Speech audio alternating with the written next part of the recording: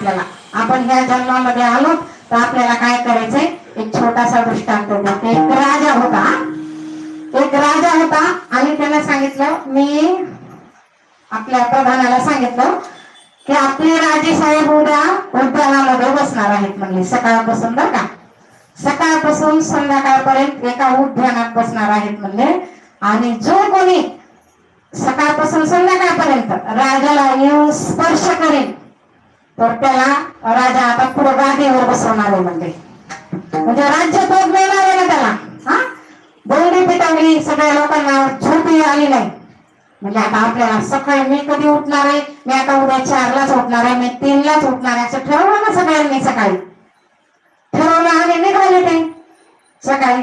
पण राजा प्रधानाला काय केलं होतं, राजेसाहेब तुम्हाला काय नाही सांगतो म्हणजे, त्यांनी असे दुकानं लावले होते, खरं दुकान, पाणीपुरीचे गाडे, पुन्हा पुढे गेले तर पावभाजीचे गाडे लावलेले होते आणि सगळं फ्री. खूप दुकाने यात्रा भरवली. आपली परळीत महाशिवरात्रीची यात्रा, इथं पण आम्ही आज येत आहेत आपल्या चंपावती नगरीमध्ये पहिली यात्रा, अशी यात्राच भरवली. आणि तुम्हाला काय वस्तू घ्यायच्या ते आपला हरमाल, बायकांना आवड असते हरमाल, भांडे प्लास्टिकचे, पुन्हा ते गोळा करायचे आपले. आता प्लास्टिकच आले ना, स्टीलचे पितळी नको वाटायचे, खूप घासावं लागायचे त्याला. तांब्याचे तर नकोच नको, ते पण नको, आणि स्टीलचे पण खराबच व्हायचे. आता इथून पुढे आपण स्टीलचे वापरले, आता इथून पुढच्या पुढील काय वाटायला प्लास्टिकचे असावे, ट्रान्सपरंट असावे. ट्रान्सपरंट असं काय वाटत्या घरामध्ये तुम्हाला कळतच नाही. स्टीलचे डबे सुनबाईला सासूबाईला कष्ट करू करू करू करू ते स्टीलचे डबे घेतले. पेंटे दे, डबा घे, साडी दे, डबा घे करू करू ते कप घेतले ना. पण आता ह्या पुढच्या पोरी आल्या, त्यांनी एकात एक घालून ठेवून दिले. खरंय का नाही मला सांगा. आणि त्या काय म्हणतात, त्याच्यात दिसत नाही, उभं शोधत बसावं लागतंय. त्याच्यापेक्षा आता ते आलं प्लास्टिकचं. मग ते असे काही प्लास्टिकचे हरमालचे दुकानं लावले, साड्यांचे कपड्याचे दुकानं लावले, पुन्हा खाऊची दुकानं लावले. खूप असं यात्राच भरवली राजामध्ये.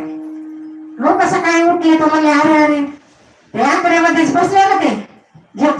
आता कोणी फुले अजून फुले म्हणलं काय बघायचंच काम नाही ना, गर्दीचे गर्दीच नव्हते.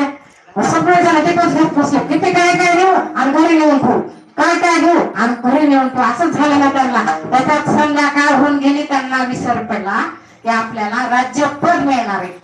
एक छोटा मोहा पाहिजे, मोहा, एक मोहा कसा असतो बरं का. छोट्या एका मोहापायी त्यांनी राज्यपद गमावलं. सायंकाळ झाली आणि प्रधान राजे चिडले ना, म्हणले कोणीच कसं नाही आलं मला स्पर्श करायला. म्हणले प्रधान म्हणला, मग मी काय वेळ आहे का म्हणले कुणाला बी राज्यपद द्यायला. लोक 2 वाजल्यापासून येऊन बसले असते ना, तुम्हाला शिवले असते आणि राज्यपद घेतलं असतं. म्हणले मी काय एवढं वेळ नाही म्हणलं, त्याला दुकाने लावले. तसंच आपलं झालंय बरं का. आपण या संसारामध्ये आपल्याला पाठवलंय परमेश्वराने आणि आपण इथंच बसलोत. साड्या घे, गाडी घे, बंगला घे, पुन्हा शेती घे, पुन्हा कार घे, 2 व्हीलर घे, 4 व्हीलर घे. आपण ह्याच्यामध्येच गुरफटून बसलोत. आणि परमार्थाला जायचं म्हणलं, निघाले एखादा दिवस आपल्या इथलं मंडळाचा कार्यक्रम आहे.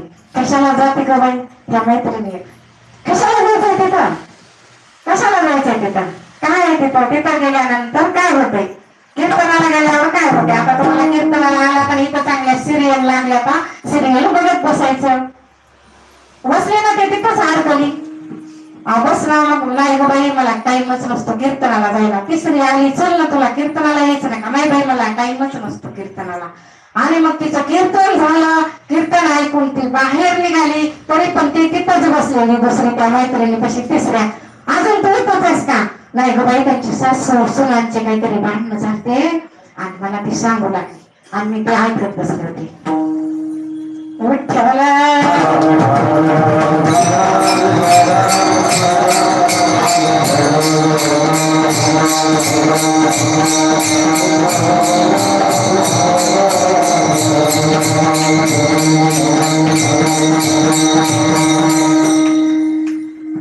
हेच संत काय म्हणतात मग, हे जे असतं ना, तुम्ही इथं गुरफटू नका.